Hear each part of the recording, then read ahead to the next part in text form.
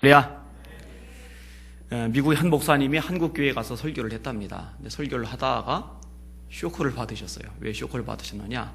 성도들의 얼굴이 하나같이 심각한 거예요. 무거운 거예요. 어두운 거예요. 그래서 한국 목사님께 물었답니다. 목사님, 한국 교회 성도들은 왜 이렇게 표정이 어둡습니까? 목사님이 당황했는데 제 지혜를 발휘를 했어요. 답을 그래도 지혜롭게 하신 것 같아요. 예, 한국교회 성도들은 십자가를 늘 묵상하며 삽니다. 그래서 얼굴이 저렇게 심각한 겁니다. 근데 미국 목사님이 이렇게 말했다고 합니다. 아니, 그럼 한국교회 성도들은 아직도 부활의 주님을 만나보지 못한 겁니까? 우리 성도들 얼굴은 어떤가요? 부활의 주님을 만난 얼굴인지, 아니면 1년 내내 십자가만 묵상한 얼굴인지 어떤지 모르겠어요. 여러분, 기쁨은요, 살아있는 신앙의 특징입니다. 성령의 열매 가운데 기쁨이 있어요. 바울은 빌립보 감옥에서 감옥 밖에 있는 성도들 향해서 항상 기뻐하라고, 다시 말하는 것이 내게는 수고로미없고 너에게는 안전하다고 아주 반복적으로 13번에 걸쳐서 기뻐하라고 이야기를 해주고 있죠. 여러분의 얼굴이 부활의 주님을 만난 얼굴이 되시기를 주님의 이름으로 축원합니다. 부활절은 기독교의 최대 절기이죠. 성탄절과 더불어서 아주 중요한 절기입니다. 이유가 뭐냐? 성탄절이 있기 때문에, 부활절이 있기 때문에 예수님이 예수님으로서 자리매김을 하실 수가 있기 때문입니다. 우리 그리스도인들은 예수님을 하나님의 아들로 믿습니다. 그런데 만약 예수님이 죽으시고 부활하지 못한 지 한 줌의 흙으로 사라져 버리셨다면 그분이 하나님의 아들이라는 사실을 어떻게 믿을 수 있겠습니까? 여러분, 믿을 수 있어요? 저는 못 믿어요. 위대한 건 맞는데, 능력을 행한 건 맞는데, 놀란 역사를 이룬 것은 다 맞는데 그분이 하나님의 아들이라는 증거는 찾을 길이 없는 거예요. 방법이 없는 거죠. 예수님하고 비견해서 인용이 되는 인물이 있어요. 체 게바라라고. 체 게바라. 이 체 게바라가 누구죠? 혁명가입니다. 근데 이 사람이 원래 아르헨티나 의사입니다. 잘 나가는 의사, 돈 많이 버는 의사. 근데 자기의 기득권, 출세, 성공, 부귀 영화를 버리고 가난하고 소외당하고 어려움 당하는 사람들과 함께 했기 때문에 존경을 그만큼 많이 받는 거예요. 사람들은 얼마나 많이 소유했느냐에 따라서 존경을 표시하지 않고 얼마나 많은 것을 포기했느냐에 따라서 존경을 표시를 하잖아요. 이분이요, 독재에 대항하기 위해서 전 세계 전장을 뛰어다녔습니다. 그래서 상징적인 인물이 되었어요. 그래서 어떤 사람들이 묘사를 하는 거예요. 이 체게바라는 예수님하고 비슷하다. 근데 비슷하긴 뭘 비슷합니까? 이 체게바라는 죽었어요. 예수님은 다시 사셨어요. 거기서 아예 근본적인 차이점이 나타나는 겁니다. 로마서 1장 이렇게 말씀합니다. 이 아들로 말하면 육신으로는 다윗의 혈통에서 나셨고 성결의 영으로는 죽은 가운데서 부활하여 하나님의 아들로 선포되셨으니. 자, 예수님이 하나님의 아들이라고 선포되셨는데 무엇을 통해서? 다시 사시는 사건, 이 부활 사건을 통해서 하나님의 아들로 선포가 되시는 겁니다. 그러니까 예수님이 죽음을 이기신 이 일을 인해서 예수님이 하나님의 아들이심을 우리가 확실히 믿을 수 있게 된 겁니다. 우리가 믿는 것도, 예수님 믿는 사람들은 몸의 부활을 믿습니다. 여러분들 몸의 부활을 믿어요? 우리가 사도신경 하죠. 이 사도신경은 기독교인의 신앙 고백 아닙니까? 뭐라고 되어 있어요? 몸이 다시 사는 것과 영원히 사는 것을 믿사옵나이다. 몸이 다시 사는 것 부활, 영원히 사는 것 영생. 이거 믿어요. 그런데요, 예수님이 만약에 부활하지 않으셨다면 우리가 부활할 것을 어떻게 믿을 수 있겠습니까? 우리가 섬기는 예수님이 죽음을 이기지 못하셨는데 우리 주님조차도 이기지 못한 죽음을 우리가 무슨 수로 이긴다고 고백할 수가 있겠어요? 따라서 예수님의 부활은요, 우리 몸의 부활을 믿는데 가장 핵심적인 요소 중에 하나입니다. 믿을 수 있는 근거가 뭐냐? 부활이죠, 부활. 러시아 초중고 고등학생들에게 모스크바에 있는 무실론 박물관을 견학시켜준 일이 있었답니다. 근데 한 안내인이 아이들에게 하나님이 없다는 것을, 예수님이 없다는 것을 설명하기 위해서 전시된 작품들을 보여주는 거예요. 어떻게 인간이 동물로 진화했는지, 끔찍한 종교 재판 장면은 어떤지, 그리고 십자가가 얼마나 한심하고 바보 같은 것인지 이렇게 설명했답니다. 학생들, 옛날엔 사람들이 무식했어요. 러시아가 원래 기독교 국가잖아요. 정교회가 세잖아요. 그런데 1917년 볼셰비키 혁명에 의해서 공산화가 되었잖아요. 그리고 공산화가 되면서 이 교회들이 굉장히 위축이 되었죠. 학생들, 옛날엔 사람들이 무식했어요. 그래서 그들은 예수라는 사람이 하나님의 아들이라고 믿었어요. 사람들은 그가 사람들을 죄에서 구해주려고 하늘에서 왔다고 생각했어요. 어리석게도 사람들은 그가 모든 사람의 죄를 담당하려고 십자가에 달려 죽었다고 믿었지요. 우리 조상들은 참 무식했던 겁니다. 누구든지 예수라는 저 인간을 믿으면 죄사함 받고 부활할 수 있다고 그렇게 가르쳤답니다. 이게 얼마나 바보 같은 짓인지를 설명을 해주는 거죠. 그런데 예상외로 12살 된 여자아이가 울기 시작을 하는 거예요. 선생님이 당황을 했어요. 안내인이. 왜 우냐? 대답을 합니다. 선생님, 제가 잘못한 일들 때문에 늘 마음이 괴로웠어요. 우리 어머니는 저 때문에 우시곤 했고요. 전 아버지를 속이고 학교에선 부정 얘기를 했어요. 전 어떻게 하면 이 죄를 다 벗어날 수 있을까 걱정하고 있어서요. 저는 죽는 게 무서워요. 전 장례식을 볼 때마다 언젠간 나도 저렇게 관 속에 눕게 되고 모든 게 끝장날 거야 라고 생각하곤 했어요. 그러나 전 살고 싶어요. 저는 우리 조상들의 어리석은 믿음으로 돌아가고 싶어요. 똑똑해서 죄에 짓눌려 살고 천국을 놓치는 것보단 어리석더라도 죄를 용서받고 부활하는 게 더 좋은 것 같아요. 전 선생님이 제게 지금 알려주신 것에 대해서 언제나 감사한 마음을 갖겠어요. 이 성령의 역사죠. 예상외의 반응이 난 거죠. 중국 같은 경우도 그렇게 박해가 심한데 교인들은 지금 폭발적으로 들어가고 있어요. 예수 믿겠다는 사람, 그리고 예수님을 전도하는 사람들이 그렇게 많아요. 성령의 역사죠. 심지어는 가장 최악의 지역인 이슬람 지역에서도 하나님의 성령님의 초자연적인 역사로 예수님이 누군지를 믿게 되는 사람들이 생겨나고 있어요. 기가 막힌 역사들이죠. 뭘 고백을 하는 거예요? 어리석어 보이는데 그런데 저는 그 믿음으로 돌아가고 싶다고 그렇게 고백을 하는 겁니다. 근데 바울 사도가 그렇죠. 십자가의 도가 멸망하는 자에게 미련한 것이라고. 십자가만 그래요? 부활도 그렇죠. 바보 같죠. 죽으면 끝이지. 과학적으로, 의학적으로, 상식적으로, 합리적으로 죽으면 사라지는 것이 어떻게 사람이 다시 사느냐고. 어리석다고. 근데 우리는 그 어리석어 보이는 믿음을 가지고 있어요. 또 하나, 우리 그리스도인들이 믿는 거, 예수님을 통한 죄사함을 믿습니다. 여러분, 죄는요, 모든 질병 중에서 가장 무서운 질병입니다. 지금 메르스 때문에 우리나라가 발칵 뒤집혔어요. 또 한 사람이 죽었더라고요.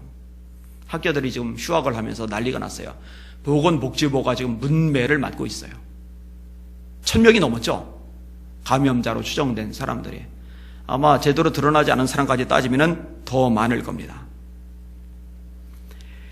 겨우 2명 죽었다고 말할 수는 없겠지만 뭐 수천 명, 수만 명이 죽은 건 아니잖아요. 그런데도 이렇게 무서워 떨어요. 근데 죄는요, 수천 명, 수만 명이 아니라 수백만 명, 수천만 명, 수억 명을 영원한 죽음, 몸만 죽는 죽음이 아니라 영원한 죽음인 지옥에 떨어뜨리는 힘을 가지고 있어요. 그게 죄입니다, 죄. 죄가 제일 무서운 거예요. 이 죄를 벗어날 수 있는 방법은요, 세상에 없습니다. 아무것도 없습니다. 여러분, 뭘로 이 죄를 해결하겠어요? 착한 일로? 고행으로? 수많은 종교활동으로? 헌금으로? 자선으로? 해결 방법이 없어요. 그래서 하나님이 예수님을 보내신 거예요. 예수라는 이름의 뜻이 뭡니까? 자기 백성을 저희 죄에서 구원할 자.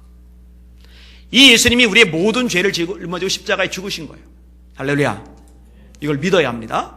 그런데 만약에 우리의 모든 죄를 짊어지고 십자가에 죽으셨는데 죽으시고 사라져버렸다면, 다시 살지 못하셨다면 그분의 죽음이 우리 죄를 사하는 줄 어떻게 믿을 수 있겠어요? 그래서 로마서 4장 25절에는 예수는 우리 범죄함을 위하여 내어줌이 되고 또한 우리를 의롭다 하심을 위하여 살아나셨느니라. 우리를 의롭다 하기 위해서 죽으신 것 우리는 잘 아는데 그것뿐만 아니라 우리를 의롭다 하시기 위해서 부활하신 거예요. 그러니까 예수님의 부활은요, 우리의 칭의와 아주 밀접하게 연결되어 있어요. 기억하세요? 십자가만 우리의 칭의와 밀접하게 관계된 게 아니라 부활도 우리의 칭의와 밀접하게 연결이 된 겁니다. 우리가 죄사함을 믿죠. 예수님을 통해서. 그 예수님의 부활을 염두에 두지 않으면 그 죄사함은 불가능한 거예요. 기독교의 핵심적인 진리입니다. 자, 또 하나, 우리가 뭘 믿어요? 우리는 예수님의 재림을 믿습니다. 성경은 예수님에 대한 이야기로 가득합니다. 요한복음 5장 39절이죠. 너희가 성경에서 영생을 얻는 줄 생각하고 성경을 상고하거니와 이 성경이 곧 내게 대하여 증거하는 것이로다. 예수님의 탄생, 예수님의 삶과 사역, 예수님의 고난과 죽음, 예수님의 부활과 승천, 예수님의 재림. 이 커다란 5가지 항목이 성경에 다 예언이 되어 있어요. 제가 자주 인용을 했어요. 이런 구절은 외워두시는 게 좋아요. 우리 장로님들 포함해서 재직자들 좀 암기를 시킬 필요가 있을 것 같아요. 자, 마지막으로 남은 게 재림이죠. 볼지어다 구름을 타고 오시리라. 각인의 눈이 그를 보게고 그를 찌른 자도 볼터요 땅에 있는 모든 족속이 그를 인하여 애곡하리니 그리하리라. 예수님이 재림을 하셔요. 모든 사람들의 눈이 예수님을 봐요. 근데 왜 애곡하느냐? 예수님이 재림하시는 그날에 지옥도 결정 나거든요. 그러니까 지옥 갈 것을 아는 사람들이 통곡할 수밖에 없는 거예요.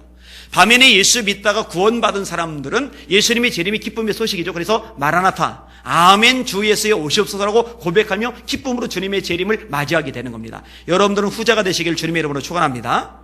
단 한 사람도 그날에 두려워 떨지 마시기를 예수 이름으로 축원합니다. 그날에 두려워 떨면 그거는 이제 끔찍한 거예요. 정말 불행한 것이 될 겁니다. 근데 이 예수님의 재림, 이 재림이 예수님의 부활이 없이는 불가능합니다. 예수님이 부활하셨죠? 승천하셨죠? 하나님 보좌 우편에 앉아 계시죠? 그러다가 재림을 하시는 거지. 땅속에 그냥 묻혀서 한 줌의 흙으로 사라졌으면 뭔 수로 재림합니까? 갈릴리 사람들아 너희가 어찌하여 하늘을 쳐다보느냐? 너희 가운데서 하늘로 올리우신 이 예수는, 승천하신 이 예수는 하늘로 가심을 본 그대로 다시 오시리라. 부활하셨기 때문에 승천이 가능하죠. 그리고 승천하셨기 때문에 다시 그대로 오시는 게 가능하죠. 죽어서 사라져버렸으면 하늘로 가심을 본 그대로 다시 오시리라. 이것은 전혀 상관없는 말씀이 되고 말아요. 그러니까 우리가 믿는 다양한 우리 신앙들이요, 예수님의 부활을 빼놓으면요 껍데기가 됩니다. 쭉증이가 됩니다. 그래서 고린도서 15장에 보면은 예수님이 부활하지 않았다면은 우리는 모든 사람 중에 가장 불쌍한 자라고, 우리의 믿음은 헛것이라고, 우리의 전파하는 것 거짓 증거이라고, 이렇게 바울 사도가 고백을 하게 되는 겁니다. 여러분, 부활의 신앙 확고하게 서 있으시길 주님의 이름으로 축원합니다. 이 부활의 신앙으로 날마다 기뻐하시고 힘을 내시고 용기를 내시기를 주님의 이름으로 축원합니다. 마치 예수님이 아직도 차가운 돌무덤 속에 누워 계신 것처럼 인상 쓰고 다니지 마세요. 죽음을 이기고 사셨잖아요. 여러분과 함께 하시잖아요. 여러분을 도와주시겠다고, 합력하여 선을 이루시겠다고, 여러분 일생 동안 떠나지 않겠다고, 세상 끝날까지 함께 있겠다고 약속하셨잖아요. 그럼 그 주님 때문에 힘을 내시고 소망 중에 기뻐하실 수 있기를 주님의 이름으로 축원합니다. 성경은 이렇게까지 말씀합니다. 다만 이뿐 아니라 환난 중에도 즐거워하나니, 환난 중에도 즐거워하나니. 세상 사람은 이렇게 못해요. 왜냐하면 부활의 주님이 없으니까. 근데 우리는 가능해요. 부활의 주님이 계시니까. 환난 중에도 즐거워하나니 이는 환난은 인내를, 인내는 연단을, 연단은 소망을 이루는 줄 알미니라. 오늘 본문 주님의 부활 사건을 다루고 있습니다. 이 부활의 주님이 부활 이후에 행하셨던 초기의 2가지 일, 오늘 그것에 대해서 생각을 해보려고 합니다. 자, 어떤 일을 하셨는가? 1절에서 4절까지를 같이 읽어보겠습니다. 시작. 안식일이 지나매 막달라 마리아와 야고보의 어머니 마리아와 또 살로메가 가서 예수께 바르기 위하여 향품을 사다 두었다가 안식 후 첫날 매우 일찍이 해 돋을 때에 그 무덤으로 가며 서로 말하되 누가 우리를 위하여 무덤 문에서 돌을 굴려주리요 하더니 눈을 들어본즉 벌써 돌이 굴려져 있는데 그 돌이 심히 크더라. 아멘. 예수님이 십자가에 죽으셨어요. 예수님을 소중히 여기던 여인들이 예수님께 바를 향유를 준비를 했어요. 근데 안식일에는 이동하지 말라는, 일하지 말라는 율법에 따라서 가만히 있다가 그 다음날 안식 후 첫날 예수님께 향유를 바르기 위해서 여인들이 무덤을 향해 갑니다. 이건 대단한 용기입니다. 두 가지 이유가 있는데, 첫째, 만약에 예수님 있는 무덤에 갔다는 사실이 종교 지도자들에게 들통이 나면은요, 이 여인들은 사회적으로 매장을 당합니다. 종교 지도자들 누구예요? 바리새인들, 사두개인들, 율법사들, 회당장들, 그리고 정점에 대제사장들이 있어요.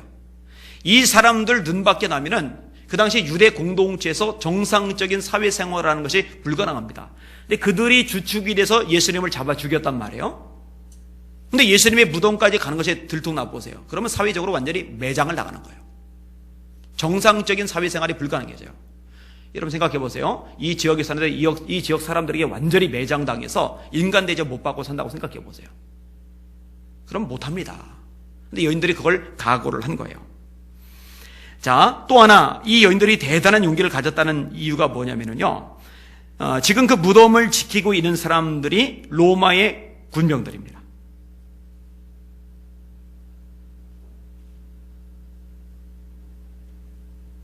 남자들만 득실득실거리고 있어요. 거기 여자 몇 명이 갔다가 봉변이라도 당하면 어떡할 거예요? 대단한 거예요. 또 하나, 이 무덤은요 커다란 돌로 입구가 막혀져 있습니다. 여인들도 알아요. 그래서 말하지 않습니까? 서로 말하되 누가 우리를 위하여 무덤문에서 돌을 굴려주리요. 힘센 남자 장정들 여럿이 매달려서 이 돌을 끙끙대고 밀어야 겨우 밀리는 돌문. 그 돌무덤은 아리마대 요셉 그 부자가 자기가 들어가기 위해서 마련해놓은 거거든요. 부자니까 집안에 사람들도 많잖아요. 이 여자들이요 아무런 대책도 없이 돌무덤까지 간 거예요. 사람들이 비웃을 수 있어요. 이 무모한 여인들, 준비성 없는 여인들, 이 머리가 짧은 여인들, 생각이 없는 여인들. 가봐야 무덤 안에 들어가 보지도 못할 텐데, 무덤에 들어가 보지 못하면 향유 가져가 봐야 바르지도 못할 텐데 왜 아무 생각 없이 그런 짓을 할까? 그런데요, 제가 보기에 이 여인들은 존경받아 마땅합니다. 왜냐하면 이 마음속에 다른 누구보다 뜨거운 열정들을 가지고 있기 때문입니다. 여러분, 사람이요 사랑에 빠지잖아요. 그럼 합리적인 사고 기능이 망가집니다. 비합리적인 행동, 비합리적인 말들을 해요. 때로는 열정들이 그와 같은 일들을 발동시키기도 합니다. 이 여인들은요 유대 관원들에게 눈밖에 나서 고생을 하는 것, 로마 군인들이 있다는 것, 돌이 가로막혔다는 것, 이런 것들이 지금 생각나는 게 아니에요. 예수님 계신 곳에 가야 되겠다는 것, 그 한 가지 생각 외에는 아무 생각이 없어요. 그래서 열정이라고 얘기한 겁니다. 누가 뭐라고 하든지 말든지, 왕따를 당하든지 말든지, 어떤 피해를 입든지 말든지, 어떤 대가를 치르든지 말든지 다 필요 없는 거예요. 예수님 만나는 게 우선인 거예요. 그거 외에는 아무 생각이 없는 거예요. 여러분, 이런 열정들이 여러분에게도 있기를 주님의 이름으로 축원합니다. 이런 열정이 있으면 사실은 수요 예배, 금 예배 달려오게 돼 있어요. 새벽 예배도 합니다. 열정이 있는데. 자, 이른 새벽 두려움을 뚫고 무덤까지 달려온 여인들, 이 여인들의 손에는 향품이 들려 있어요. 돌에 대한 해결책은 없어요. 근데 와봤더니 군인들은 기절 상태, 돌문은 이미 옮겨져 있어요. 천사들이 옮겨놨죠. 여러분, 예수님께서 부활하신 후 첫 번째 하신 일이 뭐냐? 천사들 통해서 막혀진 돌문을 열어놓으신 일입니다. 누가 이 돌을 치워줄까 염려하던 그 돌물, 그 거대한 장애물이 주님의 능력으로 사라져버린 거예요. 여러분, 주님의 능력을 믿으십니까? 주님의 역사를 믿으십니까? 주님의 기적을 믿으십니까? 오늘 신촌 쪽에 가서 말씀을 전하고 왔어요. 한 15명 정도 모인 조그만 모임이에요. 다 목사님들이에요. 그 목사님들이 유학생들, 서울에 들어왔는 유학생들이 많아요. 10만이 넘는데요. 그 유학생들을 복음하려고 발버둥을 치는데 사실 힘들어요. 잘 안 돼요. 그래서 다들 어렵게 사역을 하고 있어요. 그분들에게 가서 소망의 메시지를 전해줬어요. 낙심하지 아니하면 하나님께서 때가 되었을 때 거두게 하시니까, 낙심하면 거두지 못하지만 낙심하지 않으면 소망을 가지면 결국 하나님에 대해 하나님의 방법으로 하나님 역사하시는 기적이 있거든요. 그걸 믿어야 돼요. 이 거대한 돌과 같은 장애물, 주님이 역사하시는 때 열리는 줄 믿으시길 바랍니다. 그걸 믿으셔야 돼요. 그게 주님이 하신 첫 번째 일입니다. 자, 두 번째, 주님이 무엇을 하셨는가? 사람들을 만나주셨어요. 먼저 막달라 마리아를 만나시죠. 이 마리아 만나시는 장면이 요한복음 20장에 언급이 되고 있습니다. 울어요, 울어. 예수님이 무덤에 안 계시니까 울어요. 이 우는 모습을 보시고 예수님이 만나주십니다. 여인이 왜 울었어요? 슬펐기 때문에. 예수님 때문에 여인은 사람 고시를 하게 되었거든요. 7 귀신이 들려서 미친 짓 골라서 하고 다녔거든요. 돌로 맞고 손가락질 당하고 인간 대접 못 받고 밑바닥 인생을 살던 여자가 예수님 때문에 정상적으로 살게 되었어요. 그러니까 예수님이 얼마나 고맙겠어요. 예수님 따라다니면서 심부름 해주고 봉사하고 이런 일을 했어요. 근데 이렇게 좋은 예수님이 십자가에 매달려 죽어버린 거예요. 그러니까 얼마나 슬프겠어요. 시체조차 찾을 수 없는 거예요. 얼마나 슬프겠어요. 그래서 우는 거예요. 이 우는 여인에게 예수님이 첫 번째로 만나 주셨습니다. 여러분, 예수님이 첫 번째 만나 준 사람이 베드로가 아닙니다. 사도 요한이 아닙니다. 이 7 귀신 들렸던 막달라 마리아입니다. 그만큼 이 막달라 마리아가 예수님을 만나고 싶었던 열망만큼은 누구한테도 뒤지지 않았던 거예요. 예수님이 이 여인을 만나 주었을 때 이 여인의 마음속에서 슬픔이 또다시 떠나갑니다. 마음속에 기쁨이 샘솟듯 솟아납니다. 그 다음에 또 예수님이 누구를 만나 주었어요? 엠마오로 가던 2 제자들입니다. 그 후에 저희 중 2 사람이 걸어서 시골로 갈 때에 예수께서 다른 모양으로 저에게 나타나시니, 이렇게 오늘 보면 12절에 말씀을 합니다. 자세한 기록은 누가복음 24장에 언급이 되어져 있어요. 한 사람의 이름은 글로바이고 한 사람의 이름은 등장하질 않아요. 근데 누굴까 그 한 사람의 이름은? 그 한 사람의 이름을 누가다라고 이제 학자들이 말을 하기도 하고, 또 다른 학자들은 누가가 아니다라고 말하기도 해요. 그래서 누군지는 정확하지는 몰라요. 하여튼 아무튼 한 사람은 글로바고 한 사람은 누가라고 추정이 됩니다. 이 2 제자가 예루살렘을 떠난 거예요. 왜 떠났어요? 실망이 꽉 찼거든요. 예수님이 죽었거든요. 근데 예수님을 만났어요. 예수님이 떼어주신 떡을 입에 먹었어요. 그 떡이 입에 들어가는 순간 영의 눈이 밝아져서 예수님이 누군지를 알아봐요. 근데 예수님이 이미 떠나가셨어요. 이들의 반응이 뭐였죠? 다시 방향을 틀어요. 예루살렘으로 돌아갑니다. 절망하던 그들에게 소망이 임했죠. 변화의 역사가 일어난 겁니다. 그럼 이 2 제자만 만나주는가? 아니요. 오늘 본문에서 나머지 제자 만나는 장면까지 언급이 되지 않지만은요, 이 여인들에게 예수님께서 말씀하시는 장면이 나오죠. 5절부터 한번 보세요. 5절부터 7절까지. 시작. 무덤에 들어가서 흰옷을 입은 한 청년이 우편에 앉은 것을 보고 놀라매 청년이 이르되 놀라지 말라. 너희가 십자가에 못 박히신 나사렛 예수를 찾는구나. 그가 살아나셨고 여기 계시지 아니하니라. 보라, 그를 두었던 곳이리라. 가서 그의 제자들과 베드로에게 가서 이르기를 예수께서 너희보다 먼저 갈릴리로 가시나니 전에 너희에게 말씀하신 대로 너희가 거기서 배우리라 하라 하는지라. 결국 예수님은 이 말씀대로요, 가룟 유다, 스스로 목숨을 끊은 가룟 유다를 뺀 나머지 모든 제자를 한 명도 빠지지 않고 만나주십니다. 그 제자들 중에 가장 마지막까지 예수님을 만나지 못했던 제자가 의심 많은 도마죠. 나머지 제자들이 우리 예수님 만났다 그러니까 안 믿는 거예요. 내 손가락을 그 손에다 대보고 내 손을 그 옆구리에 대보기 전에는 나는 절대 믿을 수 없어. 그러니까 그 도마 한 사람을 위해서 예수님이 또다시 나타나셔요. 그리고 말씀하세요. 네 손가락을 내 손에 대보고 네 손을 내 옆구리에 대봐라. 그리고 믿음 없는 자가 되지 말고 믿는 자가 되라. 그래서야 도마가 고백하죠. 나의 주시며 나의 하나님이십니다. 근데 예수님이 말씀하십니다. 너는 나를 본고로 믿느냐? 보지 못하고 믿는 자들은 복이 있도다. 그래서 스스로 목숨 끊은 가룟 유다의 모든 제자들 만나시고 그들 속에 소망을 주셨어요. 그들 속에 비전을 주셨어요. 그들 속에 새로운 삶의 계획을 주셨어요. 물론 그 후에도 변수가 있습니다. 베드로가 앞장을 섰죠. 나 물고기 잡으러 갈래. 왜냐면은 부활하신 예수님께서 이전처럼 늘 같이 붙어 계신 것이 아니라 어디 가셨는지 잠시 떨어져 계셨거든요. 그 사이에 베드로가 사고를 친 겁니다. 그러니까 나머지 제자들이 우리도 고기 잡으러 갈 거야. 그리고 갈릴리 바다라고 가죠. 그리고 제자들이 고기를 잡는 그 갈릴리 바다까지 예수님께서, 부활의 주님께서 또다시 뚜벅뚜벅 걸어서 찾아가십니다. 그리고 물고기를 많이 잡게 하세요. 153마리를. 큰 물고기만.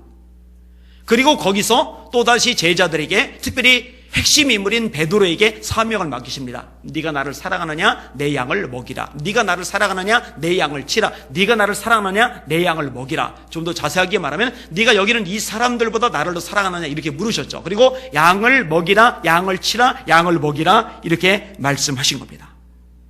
그리고 제자들의 심령 속에 변화가 일어납니다. 여러분, 제가 분명히 말할 수 있습니다. 부활의 주님은요, 여러분도 만나 주십니다. 반드시 여러분을 만나십니다. 가룟 유다처럼 스스로 자기 자신에 대해서 포기를 해버리지 않는다면 주님이 먼저 여러분을 포기하시는 일은 절대로 발생하지 않습니다. 부활의 예수님을 만나고 나서도 갈릴리 바다로 간 제자들을 찾아가신 예수님의 그 끝없는 사랑은 저를 향해서도, 여기는 여러분을 향해서도 영원히 변치 않음을 믿으시길 바랍니다. 그것을 믿어야만 합니다. 그 부활의 주님 바라보면서 소망을, 용기를, 기쁨을 찾는 여러분들 되시기를 주님의 이름으로 축원합니다. 미국에서 한 아기가 태어났어요. 몸이 약해도 너무 약해요. 그래서 아이가 곧 죽을 것이라고 예측을 했는데 용케 죽지 않고 살았어요. 근데 살았는데 청소년기에 병치레를 너무 많이 하는 거예요. 심한 병치레를. 17살 때 말라리아 걸려 죽을 뻔합니다. 22살 때도 또 그래요. 19살 때는 천연두에 걸립니다. 20살 때는 늑막염에 걸립니다. 35살에는 급성 이지대에 걸려 죽을 고비를 또 넘깁니다. 43세 때는요, 이빨이 다 망가져서 고통을 당합니다. 여러분, 이 정도쯤 되면은 살기 힘들죠. 질병 한 두세 가지만 있어도 살기 힘들어서 절망하고 좌절하는데, 이분은 질병 두세 가지가 아니에요. 7, 8가지. 그것도 그냥 아픈 정도, 힘든 정도, 병원 다니는 정도가 아니라 죽음 근처까지 가는 것들만 골라서 걸렸으니까. 그런데 이분이요, 낙심을 안 해요. 비관을 안 해요. 자살도 안 해요. 이렇게 병들고 약하고 힘겨운 몸으로 뭘 할까라고 회의하지도 않아요. 이분은요, 살아계신 주님을 붙잡았어요. 부활의 주님이 나를 택해 주셨다. 이게 안 흔들리는 거예요. 부활의 주님이 나를 써주신다. 이게 안 흔들리는 거예요. 그리고 부활의 주님이 나와 함께 하시면 나는 뭐든지 할 수 있다. 이 믿음을 가지고 있는 거예요. 대단하죠? 여러분도 마찬가지입니다. 부활의 주님이 여러분과 함께 하시면 여러분 뭐든지 할 수 있어요. 담대하시길 바랍니다. 이 사람이 누구냐? 1775년 미국 혁명군의 총사령관이 되어서 독립군을 승리로 이끌었던 워싱턴 장군입니다. 후에 대통령이 되죠. 미국의 일대 대통령, 조지 워싱턴 대통령에 대한 이야기입니다. 여러분을 위해서 기도하는 것이 있어요. 살아계신 주님과 날마다 동행하며 사는 성도가 되는 것. 이 부활의 주님이 지금 나와 함께 하시고 내 인생을 이끌어가고 계시고 합력하여 선을 이루실 것을 정말로 믿고 사는 성도들이 되는 것. 그러면은요, 돈 좀 없어도 낙심하지 않을 겁니다. 실패 좀 겪어도 낙심하지 않을 겁니다. 몸 좀 아프다고 그 아픈 것 때문에 좌절과 실망에 빠지지는 않을 겁니다.